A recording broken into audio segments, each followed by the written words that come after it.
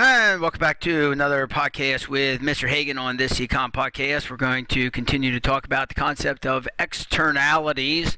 And on a previous podcast, I talked about negative externalities. So on this one, we're going to talk about positive externalities. So the problem with a positive externality situation is when there is some event where the benefits outweigh the cost, but it fails to happen. The market does not cause whatever it is to happen, and we call that inefficient. So just to look at an example of this, imagine what happens when a student here is deciding whether or not to attend college. They're trying to decide whether or not to attend college. Now, the two people or organizations involved in this trade is obviously this student over here who's going to go to college, and they're going to pay for it. So they're going to send dollars to the college, and then the college is over here, and of course the college is now going to provide this person with some education. They're going to provide him with some education in return for those dollars, and so therefore the person, the student, and the school, they are internal to the trade. They are internal to the trade. They are inside the trade. They're part of the trade, but they will not consider the external benefits that they create, and that's exactly what a positive externality is. There's external benefits. There are benefits to people who are not involved in the trade. So for example, that might be me. So evidence shows that people that have higher levels of education are less likely to engage in crime. If that's true, then when this guy goes and gets an education, or any student goes to get an education, that reduces the likelihood that there will be crime committed against my house, that people will be trying to steal from me or break and enter or whatever the case might be. And so the positive externality here is that homeowners benefit. In this case, me, homeowners benefit because there will be less crime, and therefore they don't have to, get a security system on their house, and a security system that costs money. But I don't have to get a security system now because a lot of the people are going to college, and therefore they're less likely to engage in crime and so forth. I'm not saying that everybody who doesn't go to college is a criminal. That's not what we're saying here. But the statistics tend to say that more education leads to less crime, and so that's an external benefit. People are benefiting from that, even though they were not. I might benefit. The homeowner might benefit, even though they're not internal to the trade. So let's see what this would look like on a graph. So we're going to start with supply and demand for education. Okay, supply and demand for education, and there's a supply curve for education. And then there's the demand curve for education, and that is a private demand curve. That is the people who are internal to the trade. That is the people that are paying to go to college, or maybe paying to go to a tech school, or whatever the case might be. Those are the people in the trade. So these are the suppliers, the schools, and these are the demanders, the people that are internal to the trade who are purchasing educational services.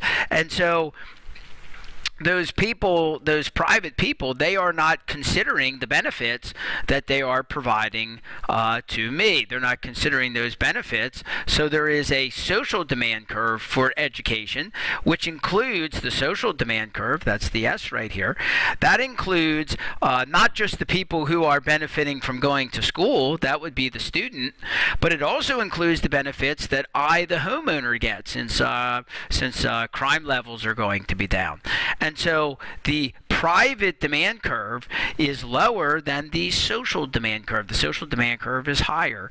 And so as a result of that, if these people who are internal to the trade, since they care about themselves, they will not take into account the fact that Hagen's going to benefit by them going to college. And so they will consume college based on their private demand curve. They will buy only Q1 units of education, even though society would like them to buy QS units of education. You see, they will under-consume education relative to the social optimum. So that would be this. The firm and the customer, they're going to trade right here. In this case, the firm and the customer would be the school and the students. Why? Because they do not take external benefits into account. They don't consider the fact that they're providing additional benefits to me if they go continue their education and go to college. They don't take that into account.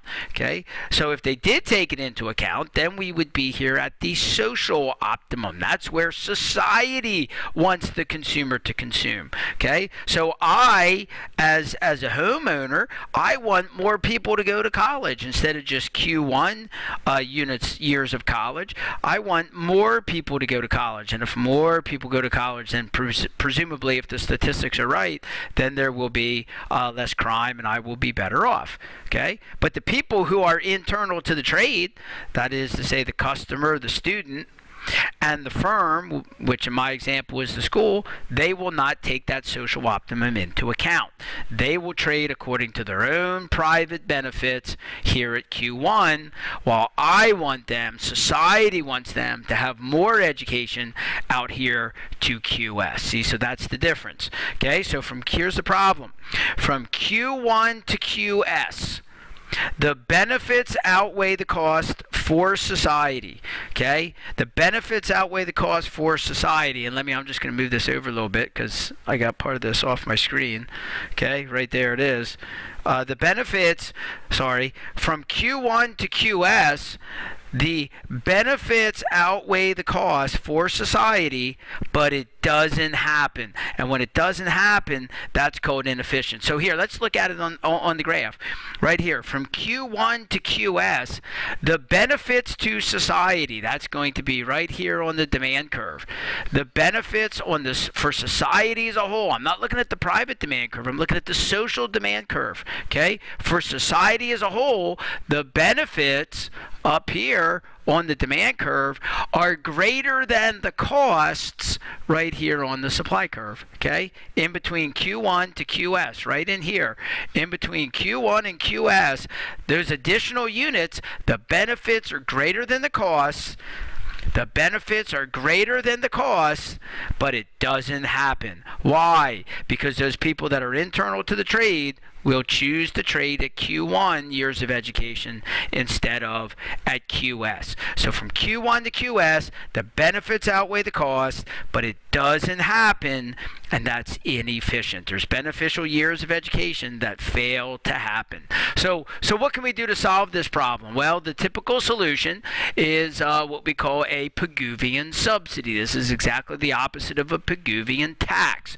A Pigouvian subsidy is going to be equal to the amount of the positive externality. So what that means, this is all just fancy language to say that what we can do is we can subsidize. That means that the government can give people money. That's what the subsidy means. The government can give people money to go to college. Okay, the government can give you a grant to go to college or a subsidized loan to go to college. And if the government does that, that's called a Pigouvian subsidy after Arthur Pigou. That's called a Pigouvian subsidy. The government gives you money to go to school. How much money do they give you? They give you enough money to shift this private demand curve up to the social demand curve. They want to make those two demand curves the same. So if you can imagine, it looks like this.